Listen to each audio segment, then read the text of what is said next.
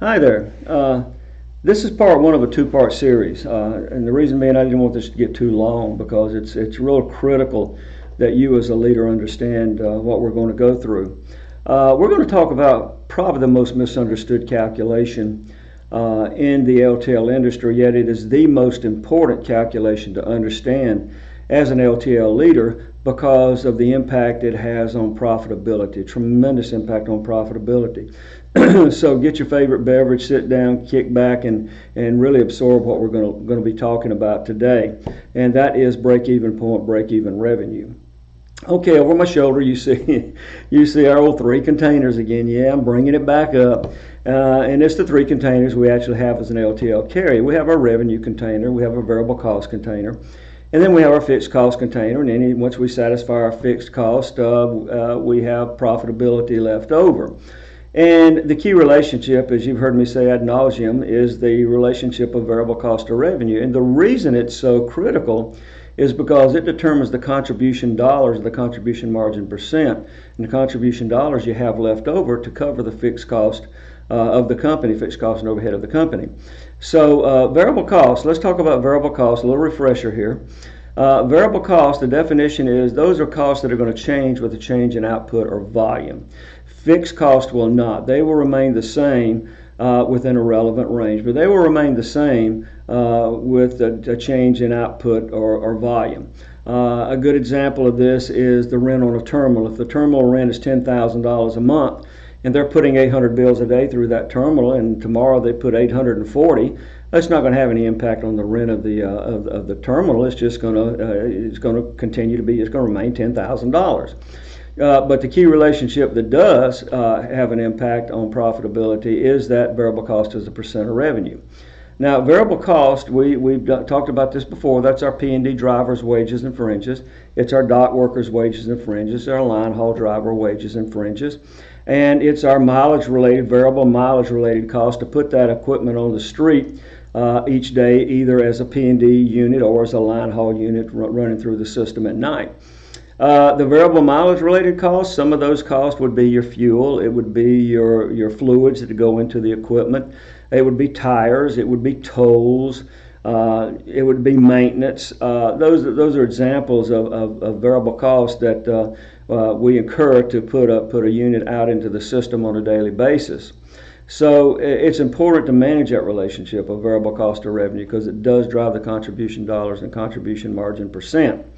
Now, if you look at the next slide that's over my shoulder here, when I go into an organization, the first thing I want to do is I want to take the income statement, I want to break it down into the TPG variable fixed format because I want to see what that relationship of variable cost to revenue is.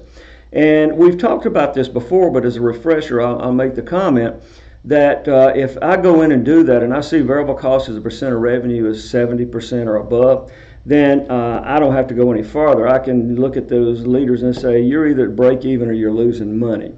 It's just one of those number statistics that holds true company to company. Ideally, you want that variable cost as a percent of revenue in that low to mid 60 range. Then you're really putting a good profit margin out every month.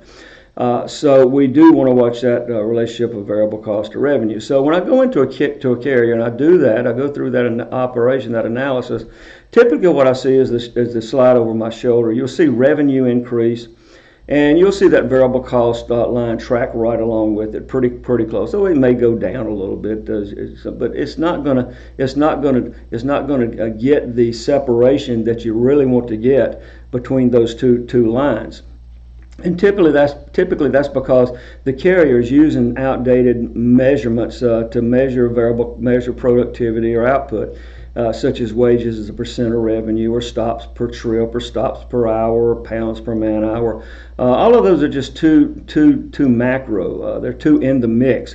They're not granular enough to give the operations team an opportunity to really have a significant impact on the variable costs they use on a daily basis to move the freight through the system.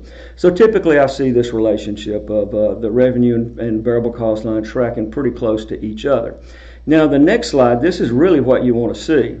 You want to see your revenue line increasing, and you want to see that variable cost line to begin to flatten out a little bit. If you're really managing that variable cost and managing your capacity and productivity and operations in your P&D dock and line haul operation on a daily basis, you'll begin to see that line level out and flatten out a little bit. And as that happens, you see your contribution dollar line begin to converge with that variable cost line. And obviously that's going to bring that profitability line right along with it, because those fixed costs aren't going to change, are they? They're pretty much, they are what they are.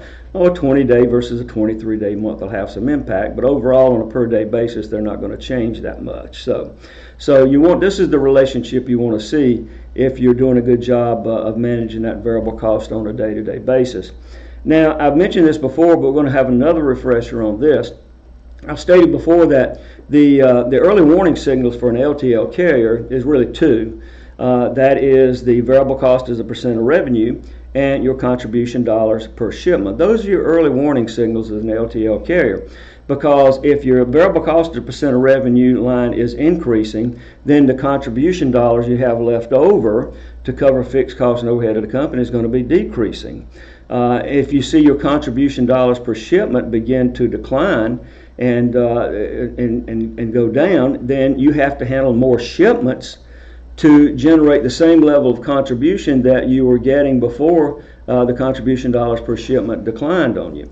So those are your two early warning relationships and early warning signals, and we're going to see how that impacts break-even point and profitability as we move through this process. Now on the next slide, you see a condensed version of an income statement. You can see here that, and this is per day numbers, they're averaging $142,000 a day, $142,687 a day in revenue, 1,174 shipments a day. Variable cost $104,447, and that is 73.2% of revenue. And then once you take revenue, subtract your variable cost, you see they have $38,240 of contribution a day left over, or 26.8% contribution margin.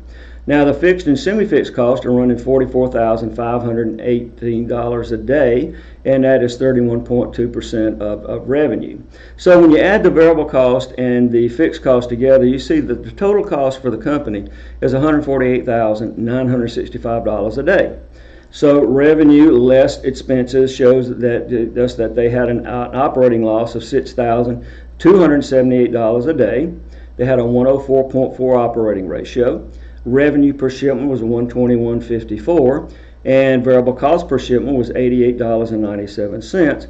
So revenue less per shipment less variable cost per shipment gives us a contribution dollars per shipment of $32.57. Now, when I get into a presentation, I'll take a moment and I'll ask the participants in the presentation, what's the break-even revenue of this particular company? Can you tell me what that is? And I get you know, they stare at it and they look at it, and then eventually somebody will say, well, it's got to be the total cost, $148,965 a day. That's my total expense, so it would make sense. I had a $278 loss, so if I add that to my $142,687 of revenue a day, I'm at break even. Nah, not even close. Not even close, sports fans. Doesn't work that way. That is not the break-even revenue of the company. And I'm going to show you now what the break-even revenue of the company is, and you really, really need to understand this calculation. So if we look at the next slide, we see that break-even revenue is actually $166,112 a day. And you're sitting there saying, Sullivan, what are you talking about? How in the world can it be that? Are you drinking Jack Daniels? I know that's what some people say. Are you sitting there drinking Jack? No. But anyway, so it would say the revenue per day, break-even revenue is $166,112. So if you see below, the dollars above or below, and that BELO, the way I spelled it there, that's the way we spell it in the South, is BELO. Sorry about that. So dollars above or below break even would be $23,425. They are 85.9% of break even, and the break even shipments per day is 1,367. So they are 193 shipments a day below break even. So that's a lot, isn't it? Now, so how did I get the $166,112? Okay.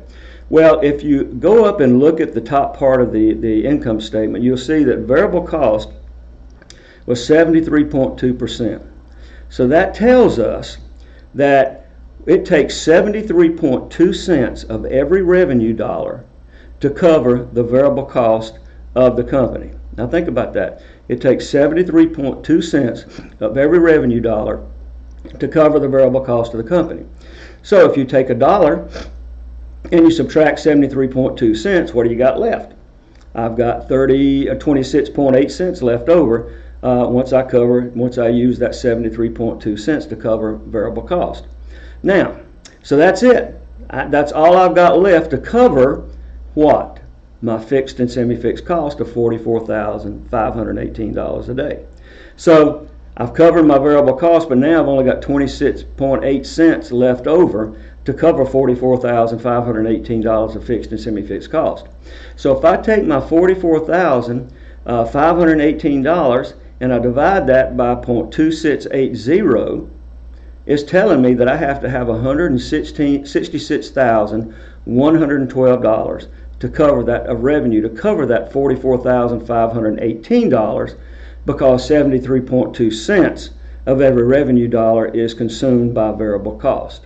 Now think about that. Let me say that again. Out of every revenue dollar, it takes 73.2 cents to cover variable cost. So once I cover that variable cost, I've only got 26.8 cents of each revenue dollar left over to cover $44,518 of revenue.